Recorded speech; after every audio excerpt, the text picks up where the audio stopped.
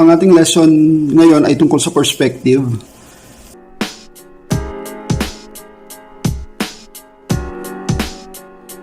Hindi na natin gagawin yung parang perspective na ginagawa ng mga architects dahil masyado ng technical yon. Pero bibigyan natin ng konting paliwanag kung paano yung mga ginagawa nila. Gagawin natin sa simpleng paraan na pang-artist talaga, na hindi pang-architect kundi pang-painter or pang-illustrator or pang-drawing lang. So, simulan natin sa isang simpleng linya. Paggawa ng perspective, usually yan, gumagawa muna ng horizontal line.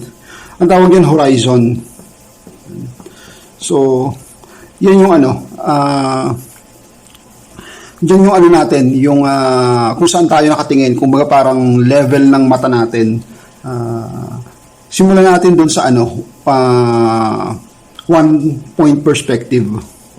Ito yung tinatawag na one point perspective. One point siya kasi isang point lang yung ginagamit niya. Halimbawa ganito.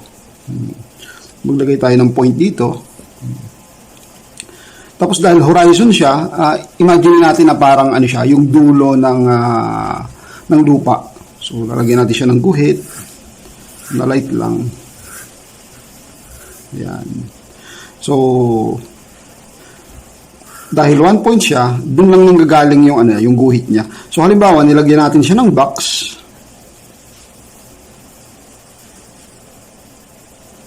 Nakasunod siya doon sa guhit.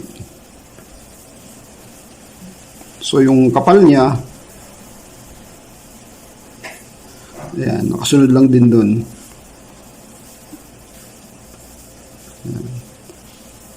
Tapos ito kasi parallel lang dito. So parang ganun lang siya. Parallel lang siya. Tapos yan, kaganyan. So yan yung one point perspective. Yan. So kung magdodrawing kayo halimbawa ng mga buildings or kung ano-anong mga boxes, pwede yung gamitin to. Yan. So halimbawa kapag ginawa natin yung loob ng box, kapag natin, kapag gusto nating makita, yan. So parang ganyan lang siya.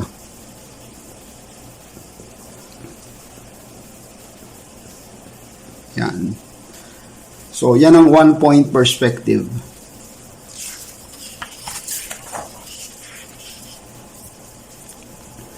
Punta naman tayo sa 2-point perspective. So, gawa ulit tayo ng horizon line. Yung 2-point perspective naman is 2 points, syempre. So, ganun din. Maglalagay din tayo ng imaginary lines. So, galing dun sa point na yan. Yan. So, kung lalagyan natin siya ng box, magiging ganito itsura niya. Yan yung box.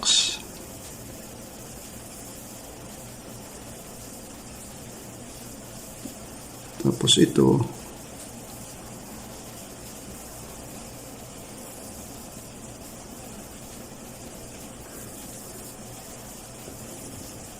Yan. So, yan na yung 2-point perspective.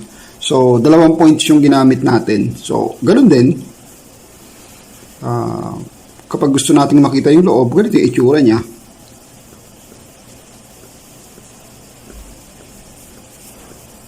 Yan.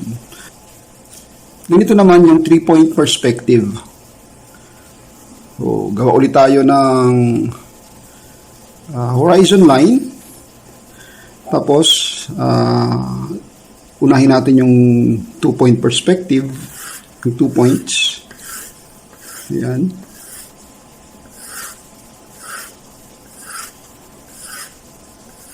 Ayan. Tapos, dahil 3 points siya, lalagyan natin siya dito. Perpendicular yan. Yan yung pangatlong points. So, halimbawa, nilagyan natin siya ng box. So, lagyan muna natin siya ng linya. Ayan. Yan yung pinanggagalingan niya. So, pag nilagyan natin siya ng box, halimbawa, ganito yung kalalabasan niya. So, ayun na siya doon. Ayan, diretso siya doon. Tapos, dito siya galing. Tapos, dito rin. Tapos, dahil 3 points siya, sa baba, yan, susundan natin yan. Tapos, susundan natin yan. Yan. Sundan natin yan. Yan. So, yan yung 3-point perspective. So, kung titingnan natin yung loob niya, yan. Yun yung lagi yung tatandaan. Yung mga points na yon, nagre-represent siya ng starting point kung saan magmumula yung perspective niya mismo. So, ayan, napakasimple lang naman yan. Actually, sa architecture, masyado lang nilang ginagawang technical kasi ginagamitan nila ng ruler yung mga yan, as in talagang super technical. Pero dahil nga hindi naman natin masyadong kailangan yung ganun, unless talagang magiging architect kayo, pero sa simpleng drawing lang naman or sa illustration, pwede na yung ganito. Lagi yung tatandaan yan. Actually, ito yung mga gamitin na na mga points ng perspective. So, marami ring angulo yan. Halimbawa, balik tayo dun sa 1-point perspective. Gawa ulit tayo ng horizon line. So, kung 1-point perspective siya, diba? So, dun nang gagaling lahat.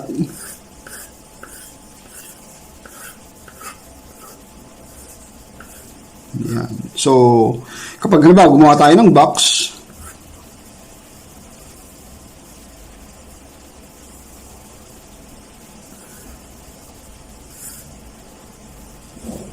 yan.